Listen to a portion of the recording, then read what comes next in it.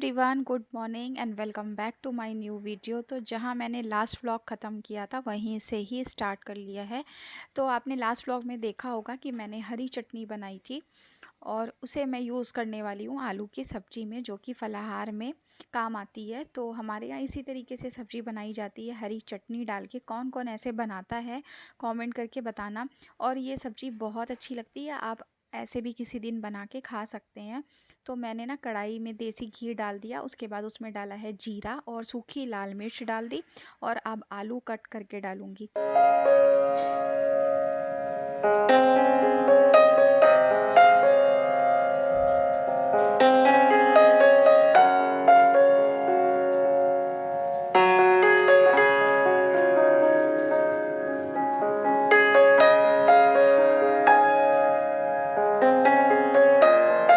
तो मैंने गैस की फ्लेम को बिल्कुल मीडियम रख रखा था, अभी हल्का सा तेज कर दिया है और आलू को अच्छे से घी में फ्राई होने दिया। उसके बाद में इसमें मैंने डाल दी है हरी चटनी और अब मैं डालूंगी इसमें नमक। अच्छी से सारी चीज़ों को, चटनी को, नमक को मिलाने के बाद डाल दूंगी इसमें पानी। और फिर मैं दूसरी तरफ पकौड़ी उतार लूँगी, उसका भी बैटर मैंने तैयार कर लिया है। तो कढ़ाई को मैंने दूसरी तरफ शिफ्ट कर दिया है और रिफाइंड ऑयल कढ़ाई में दूसरी वाली में डाल दिया और अब मैं पकौड़ी उतारूँगी। तो मैंने कुट्टू का और सिंघाड़े का मिक्स आटा लिया है, मतलब दोनों आटा अलग अलग था, उसको मिक्स करके पकौड़ी बना रही हूँ इसकी। इसमें मैंने 2 मीडियम साइज़ के खीरे घस के डाले हैं। आपको जो भी चीज़ अच्छा लगता है आप डाल सकते हैं, जैसे कि आप गाजर डाल सकते हैं और फिर नहीं तो आलू भी डाल सकते हैं घस के, लेकिन मैंने खीरे का यूज़ किया है। और उसमें सेंधा नमक डाला है और साथ में डाल दिया थोड़ा सा जीरा। अच्छी से बैटर को तैयार कर लिया, थोड़ी देर रेस्ट करने दे दिया था। उसके बाद अब मैं इसी तरीके से पकौड़ी उतारती हूँ। मैं कंफर्टेबल रहती हूँ हाथ से ही, क्योंकि फटफट उतर जाती है। बहुत लोग स्पून से भी उतार लेते हैं, वो तरीका भी अच्छा है, लेकिन मैं इसी तरीके से ही बनाती हूँ। पहले तो मैंने जो है ना रिफ़ाइंड ऑयल को जो हीट करने के लिए रखा था, तो फ्लेम को लो कर दिया था। उसके बाद जैसे ही पकौड़ी डाली उसके बाद तेज़ कर दिया और देखिए पकौड़ी बन के तैयार हो गई है और एकदम क्रिस्प बनती है। और इसमें मैंने ना साबूदाना ऐड किया है, भिगोया हुआ। अगर आप चाहें तो ऐड कर सकते हैं, नहीं तो स्किप भी कर सकते हैं। और देखिए व्रत की जो थाली है ना वो बिल्कुल रेडी हो गई है। अभी मैं आपको दिखाती हूँ मैंने भोग के लिए क्या क्या परोसा है भगवान के।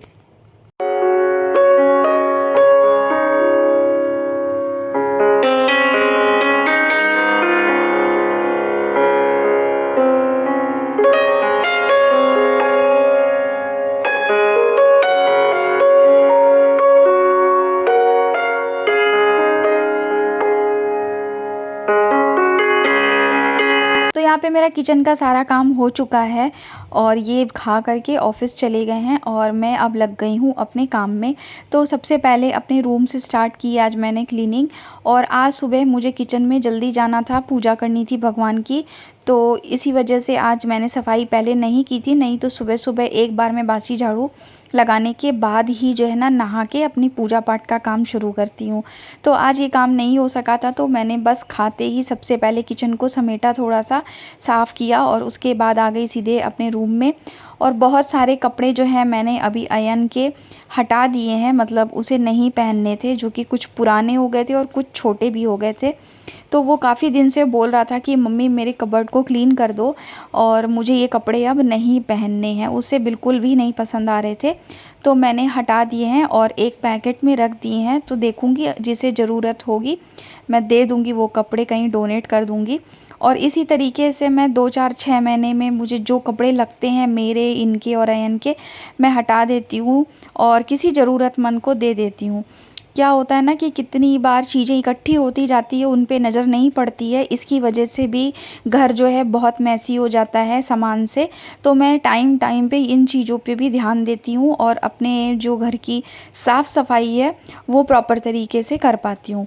तो यहाँ पे मैंने सारे कपड़े जो है ना एक जगह इकट्ठे कर लिए हैं, जो कि अभी सूख चुके हैं, क्योंकि 2 3 दिन से लगातार शाम होते होते बारिश होने लग जाती है। 3 बजते बजते मौसम बिल्कुल चेंज हो जाता है और इस टाइम पे जब बारिश होती है ना तो फिर कपड़े नहीं सूख पाते हैं। तो ये कल के ही कपड़े थे जो कि अभी सूखे हैं सुबह में। तो मैंने नहाने जाने से पहले उतार लिया था और इनको समेट के ऐसे ही गद्दे पे छोड़ दी थी, ताकि जब मुझे टाइम मिलेगा तो मैं इनको इनकी जगह पे लगा दूँगी। तो बस मैं सारे कपड़े अभी इकट्ठे करके एक जगह रख ली थी और फिर अभी कबर्ड में लगा दी हूँ। और चलिए अब कर लेते हैं अपने रूम की थोड़ी बहुत डस्टिंग। तो ये भी बहुत ज़रूरी होता है क्योंकि आज ये घर पे नहीं है। नहीं तो क्या होता है कि सुबह के टाइम मैं बहुत जल्दी-जल्दी में अपने घर के काम निपटाती हूँ, क्योंकि ये रूम में इसी कॉर्नर में ही आप देख सकते हैं टेबल रखी हुई है और यहीं बैठ के काम करते हैं। तो आज ये ऑफ़िस चले गए थे, मेरे पास में बहुत टाइम था, तो मैंने आज जो अपने रूम की पूरी सफाई की, डस्टिंग की।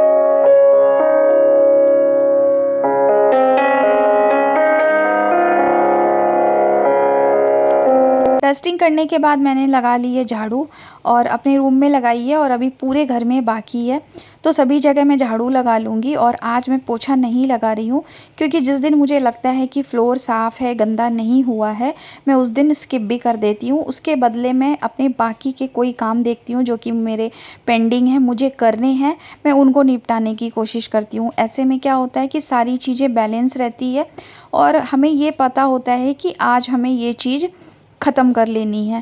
और अगर हमारा घर साफ़ है और हम उसमें भी बार-बार ध्यान दे रहे हैं और बाकी चीज़ों को पेंडिंग रख रहे हैं, तो आप कितना भी कर लो, घर में साफ़-सफ़ाई नहीं रह पाती है। तो मैं इसी तरीके से करती हूँ, जिस दिन मुझे लगता है कि मुझे पोछा स्किप करना चाहिए तो मैं कर लेती हूँ। ऐसे कोशिश पूरी करती हूँ कि डेली लगाऊँ, क्योंकि पोछा लगाने के भी अपने ही एक फ़ायदे होते हैं कि घर हमेशा जो है ना साफ़ लगता है, एक ग्लेज़ आता है, टाइल्स वग़ैरह जो क्रीम कलर की है वो चमकने लग जाती है पोछा लगाने के बाद में। तो दूसरे रूम में भी जो चीज़ फैली हुई थी उनको उनकी जगह पे रख दी और अब मैं आ गई हूँ बाहर हॉल में। तो यहाँ पे बहुत सारे वायर्स हैं जो कि फैले हुए हैं, क्योंकि सारे जो चार्जिंग के पॉइंट्स जो है हर जगह है घर में, लेकिन ज़्यादातर जो है चार्ज होता है, जैसे टैब हो गया या फिर लैपटॉप हो गया या हम लोगों का मोबाइल फ़ोन हो गया, वो यहीं बैठ करते हैं हम लोग, तो यहीं पे ही चार्जिंग में लगा लेते हैं। तो सारे वायर्स जो है ना इधर-उधर हो जाते हैं, मिक्स हो जाते हैं एक दूसरे के साथ में, तो उनको भी मैं एक जगह ही इकट्ठी करके रखती हूँ ताकि जब जो चीज़ की ज़रूरत हो वो चीज़ उनको जगह पे मिल जाए।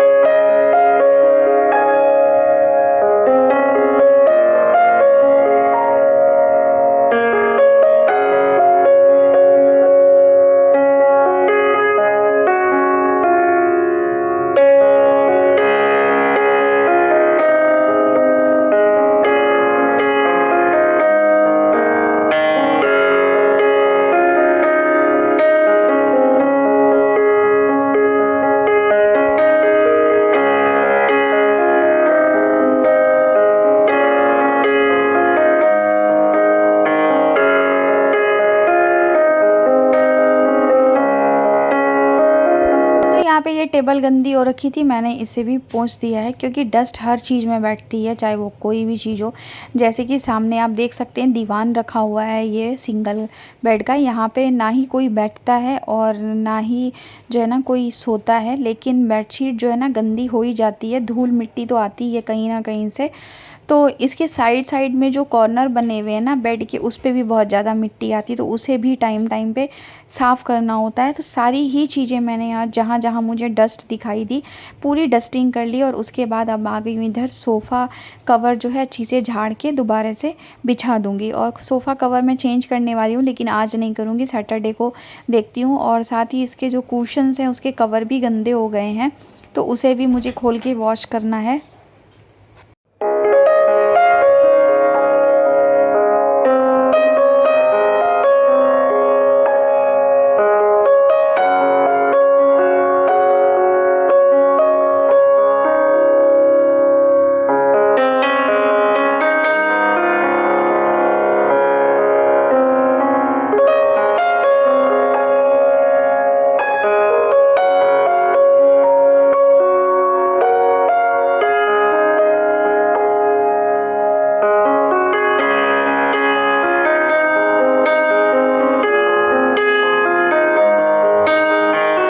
अब मैं आ गई हूँ मंदिर की तरफ, और यहाँ पे जितनी चीज़ें फैली हुई है पूजा पाठ के बाद, ये एक डेली का काम होता है कि जो भी चीज़ यहाँ पे रखी है एक्स्ट्रा की जो हमें पूजा में लगती है, वो मैं हटा करके पूरा साफ़ कर दूँगी। क्योंकि वाइट कलर की है, जैसे कि हम लोग अगरबत्ती जलाते हैं तो उसकी जो राख होती है वो गिर जाती है नीचे।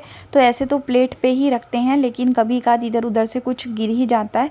और साथ ही शिव जी को जो जल सींचते हैं वो पूरा अगर भर जाती है प्लेट, तो उसका जल भी मैं अभी ही जो है ना गमले में डाल देती हूँ। बस ये ध्यान रखिए कि आप शंकर भगवान को जो जल सींचते हैं, अगर आपके घर में भोलेनाथ हैं, तो उसका जल जो है ना तुलसी में नहीं डालें, बस दोष लगता है। बाकी आप किसी भी पौधे में डाल सकते हैं, गमले में। तो यहाँ पे देखिए जो भी डस्ट वगैरह थी ना उसको पोंछ दे रही हूँ मैं अच्छी से, सारा सामान हटा लिया है मैंने।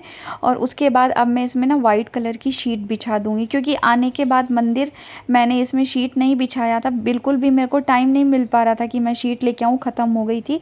तो मैंने लास्ट वीक ही ना DIY से शीट ले करके आई हूँ, और अभी मैं कट करके बिछा दूँगी, तो मेरा ये काम भी आज हो जाएगा।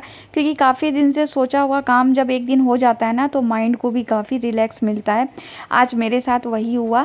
कब से सोच रही थी कि जाऊं और लेके आऊं, लेकिन टाइम बिल्कुल नहीं मिल पा रहा था, इसलिए जा भी नहीं पा रही थी।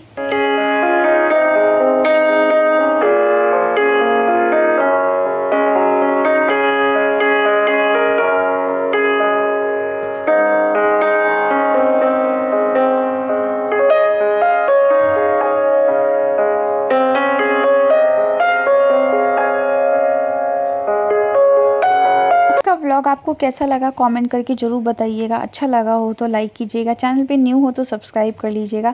जल्दी मिलती हूँ आपसे अगले व्लॉग।